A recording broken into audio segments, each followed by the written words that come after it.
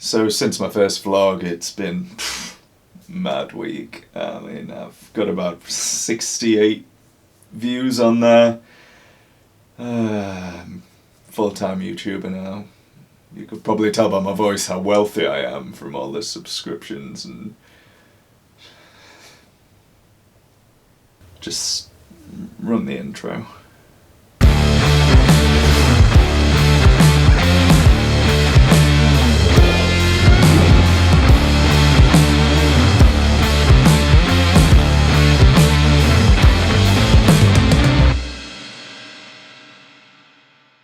Hello!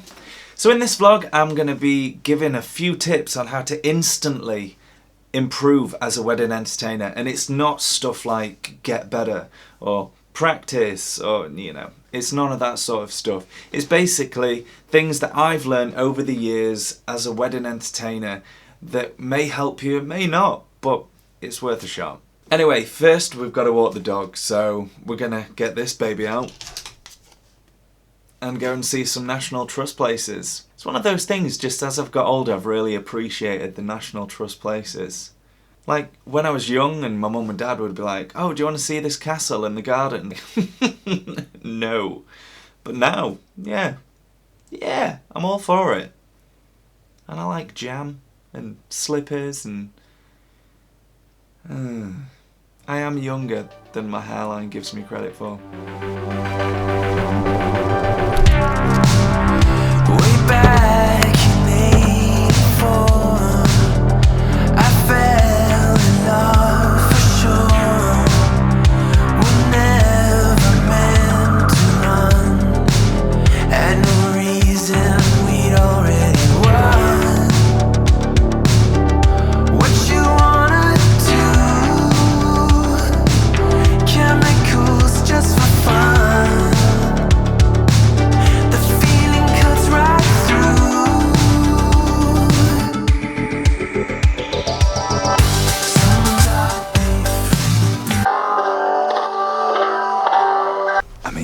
That's not right, is it? We're here at Wentworth Castle Gardens. Jarvis has been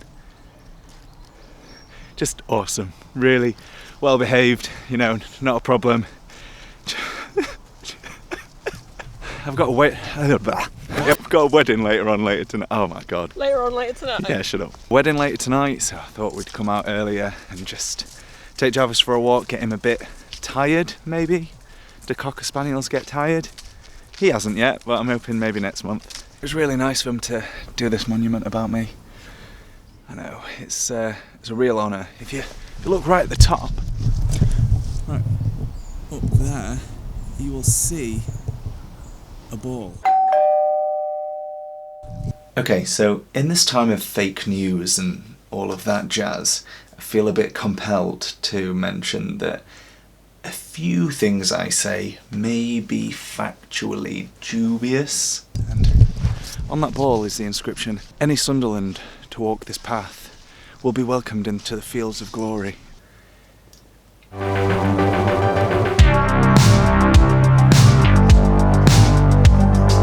One thing I did forget to do is bring walking boots, so these, yeah, they're going to be trashed. That's a bench.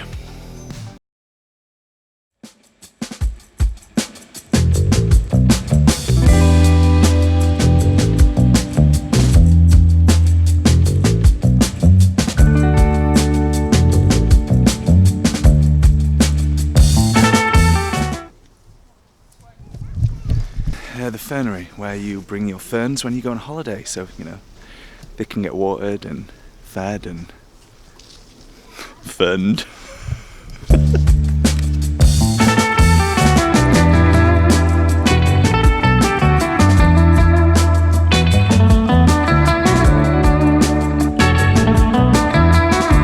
Now eventually I will get to this tutorial, but I'm kind of enjoying making up stuff about things, so yeah.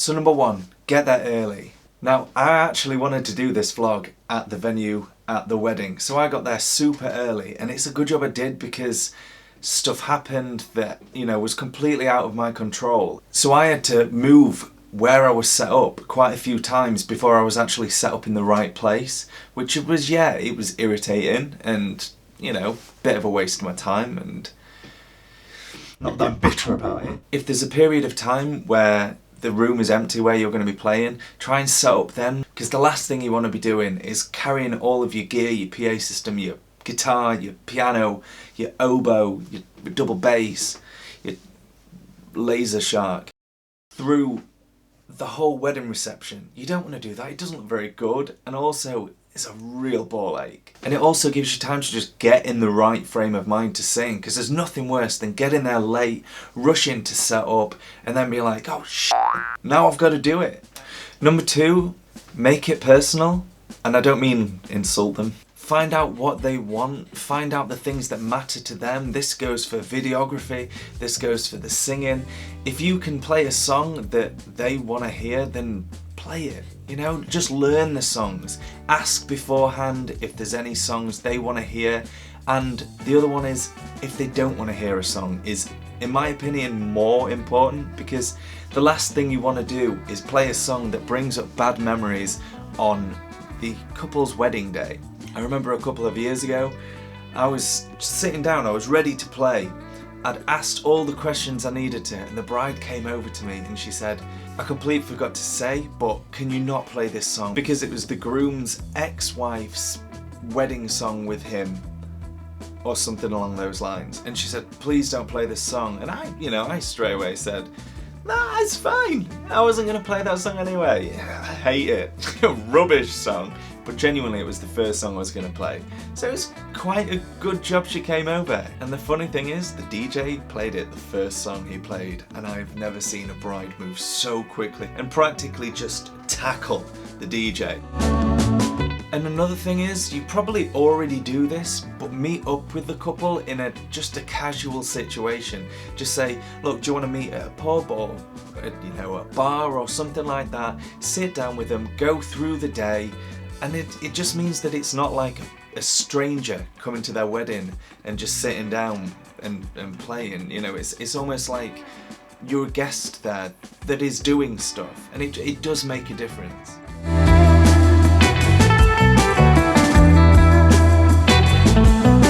Now this brings me on to number three, which is be prepared.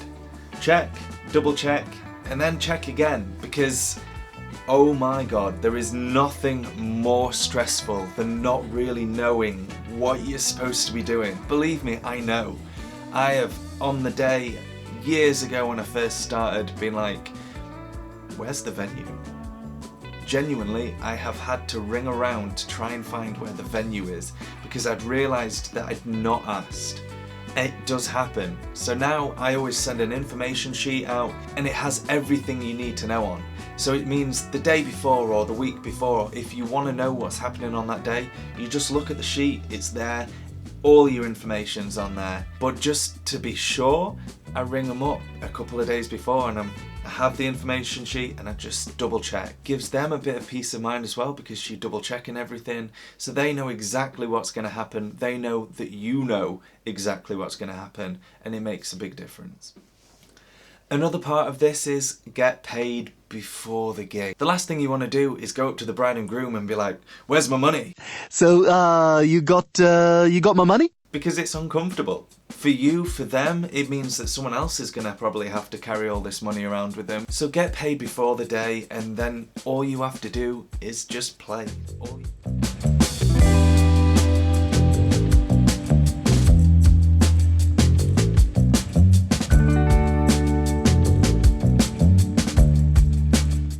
Okay, number 4, don't run with scissors. I've got a whole, no, just kidding. Go that little bit extra, go the extra mile. So if you're supposed to be playing for the drinks reception, play the entire drinks reception. I prefer personally not to say a set time. You don't want to be leaving them without any music on the day. And, you know, give a bit extra. Ask if they want anything else doing. Because at the end of the day, it's their wedding and it's not your gig.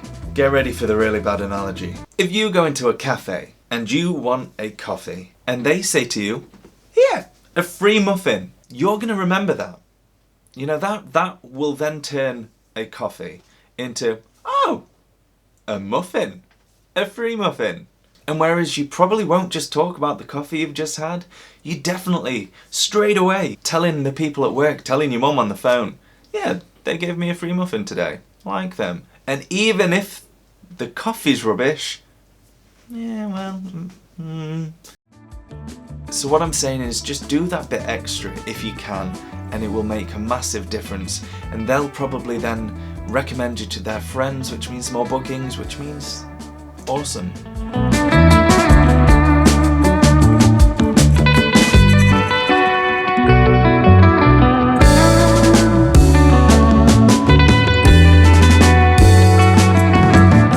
Number 5 was going to be about gear, but as I want this to be something that you can do straight away, I can't really put gear in because I know personally for me, I've built up my gear over years and it's something that I've adapted to fit what I need, and everyone's needs are different. So number 5 is going to be confidence, because it's difficult. If you're first starting out, you're not going to be confident really, because it's completely different. It's something new for you. So what you need to do is act confident. Act like you know what you're doing, and then eventually you just will. Act confident, and then eventually you will be confident.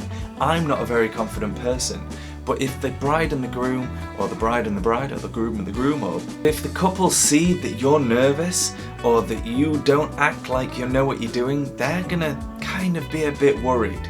So even if it's your first wedding, act like it's your 200th, because at the end of the day, you want to make the couple feel as comfortable as possible.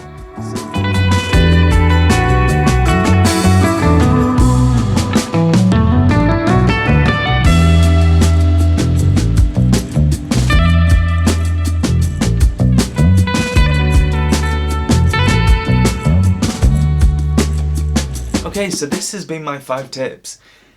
It might be stuff that you already do, but it's stuff that I have learned over the years, and it's stuff that I would have really liked to know at the beginning. Thanks for watching. If you liked the video, please like and subscribe if you want to. If you don't like it, you just press the dislike button twice. If you haven't already seen it, I've started something new this week, which is Tune Time Tuesdays, and I'll link it above or below. I'm not really sure where it'll go, but it'll be somewhere. I'll link it.